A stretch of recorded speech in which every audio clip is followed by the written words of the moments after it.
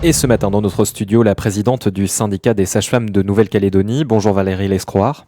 Bonjour. Merci d'être avec nous alors que vous avez lancé un mouvement de grève aujourd'hui. Hier, c'était la journée internationale des sages-femmes. Un mouvement de grève dans votre corporation, c'est quelque chose de peu commun. Pourquoi en arriver là pour tirer la sonnette d'alarme ?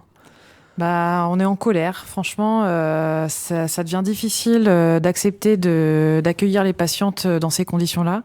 Et quand on voit que ça devient aussi compliqué d'offrir des bonnes conditions d'accouchement à nos patientes, franchement, c'est plus admissible. Donc, c'était pour ça aussi cette grève aujourd'hui. C'est un manque de personnel que vous dénoncez ?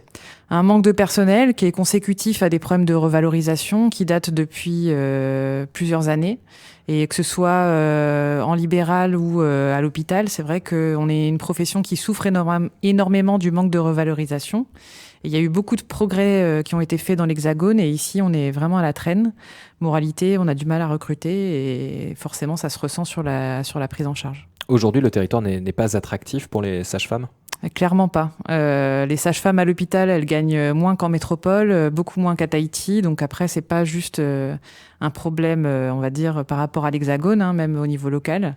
Et forcément, même nos sages-femmes qui partent de Nouvelle-Calédonie se former, quand elles reviennent, elles restent pas.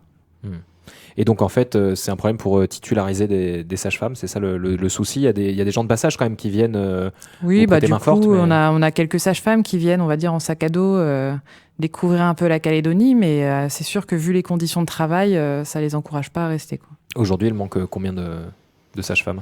Il manque 8 postes de titulaires. Pour le Medipôle ? Pour l'ensemble Medipôle et PSN, quoi. Et ça, concrètement, ça se ressent sur le terrain, dans la prise en charge des femmes ?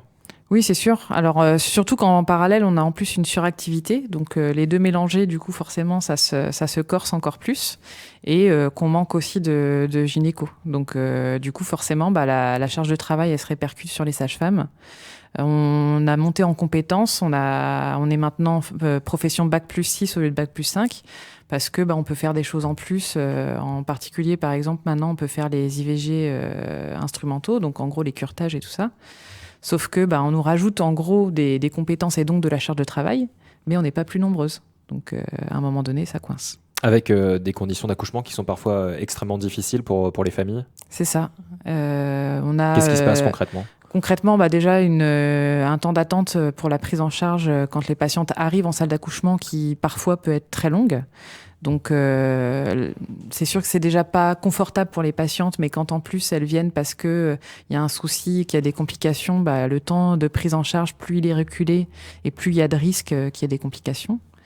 Et puis, du coup, parfois, pas assez de place pour mettre les patientes, que ce soit en salle d'accouchement ou même en maternité, obligé de dédoubler des chambres, des sages-femmes qui courent partout et qui ont moins de temps pour accompagner, que ce soit pour l'allaitement ou pour toute cette période qui est quand même nouvelle et stressante pour les patientes qui viennent d'accoucher, quoi. Et aujourd'hui, l'accompagnement, vous le dites, est négligé, c'est ça ? Parce qu'il y a trop d'activités et qu'on ne peut pas faire autrement ? Oui, clairement. Enfin, y a une sage-femme en métropole qui le disait, qui disait « je suis maltraitante » et clairement, en fait, les problèmes institutionnels et le manque de personnel nous poussent à devenir maltraitante parce que c'est pas comme ça qu'on a envie de prendre en charge nos patientes aujourd'hui. Qu'est-ce que vous demandez aujourd'hui au gouvernement ? Parce que vous avez lancé un mouvement de grève, à la fois pour alerter l'opinion publique, mais aussi les institutions. Qu'est-ce que vous demandez très concrètement ? On demande à être reçu et on demande à ce que la grille des sages-femmes hospitalières soit revalorisée, qu'elle soit alignée en fait avec la grille de métropole, de sorte qu'on puisse attirer des sages-femmes qui viennent renforcer les équipes et pouvoir du coup avoir un effectif qui permette de prendre en charge les patientes correctement. Vous avez déjà demandé à être reçu, ou vous avez déjà écrit par exemple aux membres du gouvernement en charge de la santé, Yannick Slamette ? Donc on avait déjà été reçu 2 fois par le cabinet de Monsieur Mouliava et donc l'étape suivante c'était pour la fonction publique effectivement. Donc l'étape suivante après c'était d'être reçu conjointement avec Monsieur Slamette pour acter ou pas cette nouvelle grille et du coup c'est depuis ça où on n'a plus de nouvelles, quoi. Alors aujourd'hui, on le sait, il y a des grandes difficultés dans les comptes publics. Est-ce que vous pensez obtenir gain de cause avec ce mouvement ? On l'espère parce que il en dépend justement la santé de nos patientes. Donc je pense que là de toute façon il y a pas vraiment d'autre option. Nous, on ne peut pas continuer comme ça, clairement. Donc les sages-femmes, elles sont à bout, au bord du burn-out. Et si on a des sages-femmes qui se mettent en arrêt parce qu'elles ne peuvent plus travailler comme ça et qu'elles sont épuisées, il n'y a personne d'autre pour les remplacer. Donc est-ce qu'il va falloir faire appel à la réserve sanitaire? Je ne sais pas. Mais on est une profession spécialisée. Et s'il n'y a plus de sages-femmes, je ne sais pas qui c'est qui va les remplacer. Donc, Pour vous, on serait proche de devoir faire appel à la réserve sanitaire? Parce qu'on on a l'impression que voilà, sage-femme, c'est un métier du quotidien. La réserve sanitaire, c'est vraiment quand il y a une difficulté ponctuelle ou un manque de soignants. Là, vous nous dites, même pour des professions comme les vôtres, il y aurait peut-être besoin de faire appel à une aide extérieure ponctuellement. Le problème, c'est que les gynécos peuvent pas forcément faire notre travail parce qu'ils en ont beaucoup aussi. Les infirmières, elles n'ont pas forcément les compétences pour faire les accouchements à notre place. Donc, clairement, si là, on a même 5 ou 6 sages-femmes qui se mettent en arrêt parce qu'elles sont à bout de souffle, il n'y a personne d'autre pour les remplacer. Donc, faut bien après faire appel à quelqu'un. Donc, soit on va devoir réquisitionner, je sais pas, des sages-femmes libérales mais clairement, c'est en ça aussi qu'on est une ressource essentielle et qu'il faut préserver. Parce que là, moi, je vois les collègues de l'hôpital, on voit qu'elles tiennent à pas grand-chose, quoi.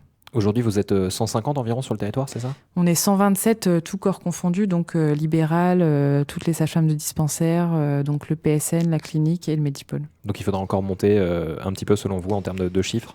C'est ça, et puis du coup permettre à nos collègues aussi de récupérer leurs heures. Là, quand on voit que sur 40 sages-femmes du Medipôle, elles cumulent plus de 5500 heures, il faudrait déjà supplémentaire, ouais. 2,7 équivalents temps plein sur une année, rien que pour qu'elles puissent récupérer leurs heures. Avec des difficultés également, pas seulement à l'hôpital, aussi dans le libéral? Oui, bien sûr. Ce problème de revalorisation, il est global, hein.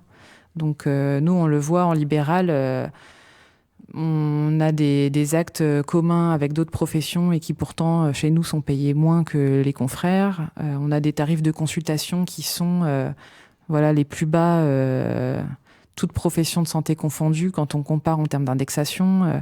On est vraiment une profession, on a l'impression du coup de se sentir, entre guillemets, mal aimé par les institutions, parce que clairement, je ne sais pas si c'est le fait d'être une profession féminine, mais force est de constater que ce soit à l'hôpital ou en libéral, on est une des professions de santé les plus mal valorisées. Vous parlez d'une profession féminine, il y a combien de mailloticiens sur le territoire? Vous avez un Sur chiffre? le territoire, ils sont 3. Ils sont 3 uniquement? Voilà, c'est ça, sur 127. D'accord. Et par rapport au soutien des familles, on peut penser aux familles aussi qui passent dans vos services.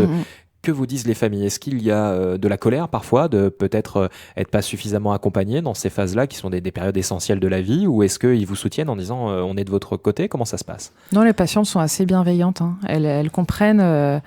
Même souvent, moi je travaille en libéral, je sais que les patientes, quand elles reviennent après avoir accouché, elles nous disent les pauvres, je voyais bien qu'elles couraient partout.